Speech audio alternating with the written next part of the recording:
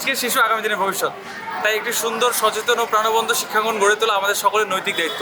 আমি পারভেজ শুভ আছি আপনাদের সাথে আমার টিম থেকে। শিক্ষাঙ্গনকে আরও প্রাণবন্ত করে তোলার লক্ষ্যে ওআরসি গরিবের পক্ষ থেকে আজ আমরা আছি গরিপুর পৌর মডেল সরকারি প্রাথমিক উচ্চ বিদ্যালয়। এখানে আমরা স্কুলের জন্য প্রয়োজনীয় ফ্যান এবং বাচ্চাদের মাঝে আমরা কিছু সময় কাটাবো এবং তাদের সাথে আমরা এই সুন্দর বিকালটা উপভোগ করব।